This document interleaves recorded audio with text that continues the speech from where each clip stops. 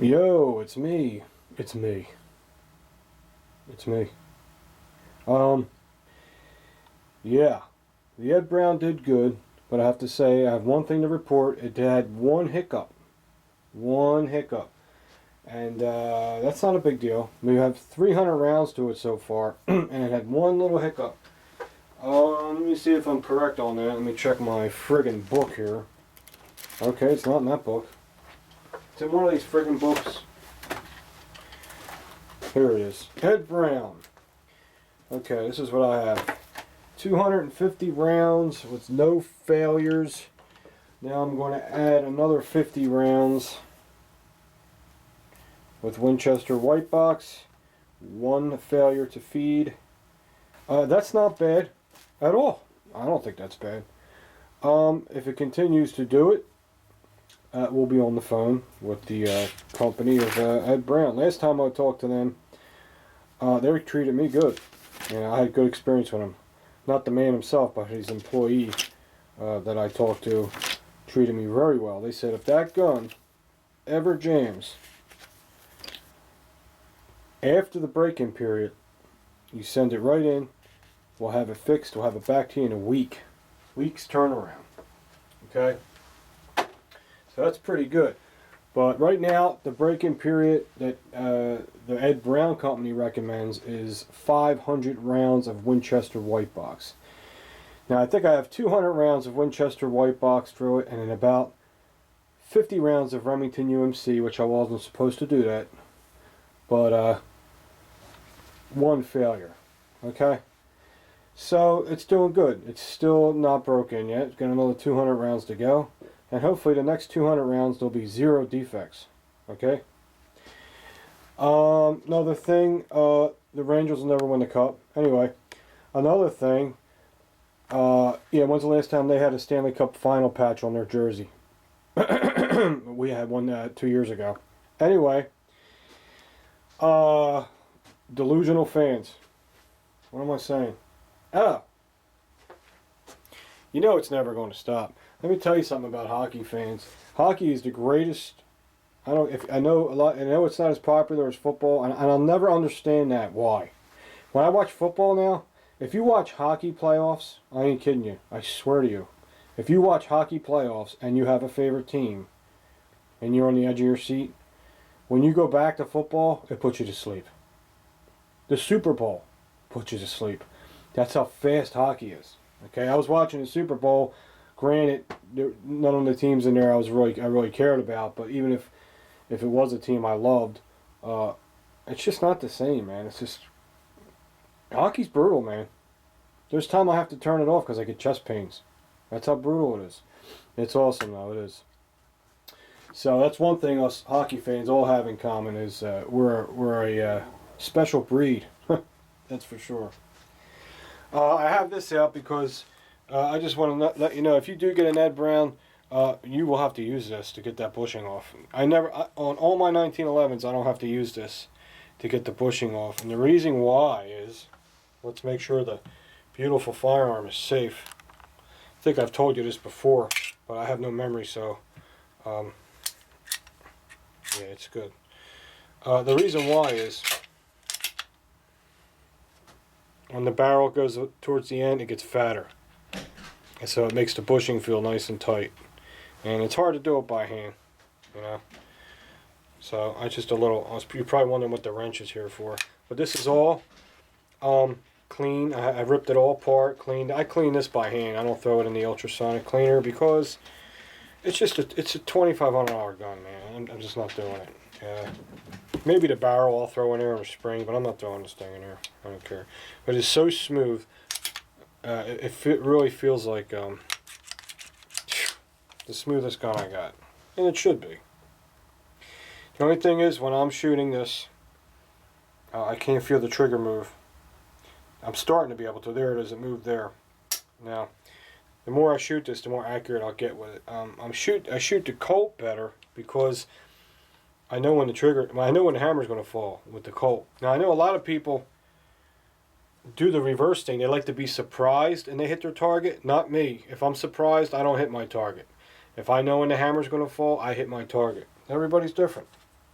But most of the time, the surprise is supposed to be the correct thing. But I'm a goofball. I'm weird, you know. You know, I don't know why God made me so different. Just to complicate my life, I guess. And that's the heads up on the Ed Brown. There's a little report for you. So I think it's doing good. Right now, it's got an A from me. It's doing good. It's going to jam here and there. It's a very, very tight gun. Now the Ed Brown company recommends, I told you this before, to use Winchester white box only during the break-in period. That's what they use at the plant, or not at the custom shop. And they're supposedly they shoot about 150 rounds through their pistol before they send it out to the customer. And rightfully so. I hope they do.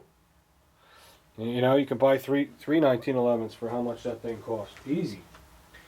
But so far, I'm happy with it. I'm happy with its accuracy. To me, one jam out of 300, it's reliable. But I want to see no jams. I want the next 200 rounds with 0 failures. Now, granted, you might have a problem with your ammunition. That one failure might have been a bad round. I'm hoping it was that. Probably wasn't, but it might have been. So you just got to keep shooting it. You know what I'm saying? Just got to keep shooting it. Now here's the Walther my wife shot, and this did better than I thought it did. But I'll tell you, this Walther, we had a couple of misfires with it, and misfire is when the hammer strikes the primer, and the projectile doesn't ignite. And the first thing I looked at when you have a misfire is the first thing you look at is the primer. You know what I'm saying? And I looked at the primer, and this thing barely makes a mark on the primer. I mean, a little tiny, it doesn't even make a dent in the primer. And I'm thinking, I don't know, because I don't know shit about this gun. Is the hammer striking hard enough? Had quite a few misfires with it. No jams, no misfeeds. When it ran, when the round ignited, it ran good. I thought it was going to jam too, because of the way it feels, but it didn't. We shot about 100 rounds through it, had about 3 misfires, and like I said, I examined the round after the misfire, and I wish it was here. I wish it was here so I can show you. It barely left a mark in the primer. I mean, not even a little. You usually see some kind of dent. You know what I mean? I know it's a 380. It's a little lighter, but still, you should see some kind of mark. I'm trying to think if no, I don't have one. A 380 shell. Let's see if it'll make a mark in the primer. I don't have one. Do I have one? That's a 9mm. I need a 380 shell. Let me see. No, that's a live round. You can't use that one. Nope. So, I don't know what's going on with this. I told her I would not carry it. This is a good range gun. That's all this is. This is a gun to have fun at the range. Right now, the way this particular one is behaving right now, there's no way I would carry this. No way in hell. Nope. It's pretty unique how you take it down, and I forget already. I forget. You have to get a tool, and it's a bitch putting it back together because the recoil spring is like this long, and the recoil guide rod's about this long. So when you put it in there and try to fish it through the spring, not happening. You got to pull the spring down, hold it real tight, and put it in there. We'll do that one day. But I just want to give you a report on this. Misfires. That's not good. Okay? Not good. Stiff ass trigger, but like I said, this is just a good range gun. Now, another thing I was looking at, the way this safety's designed is pretty fucking horrible. If you're one to rack the slide like this, when you rack the slide,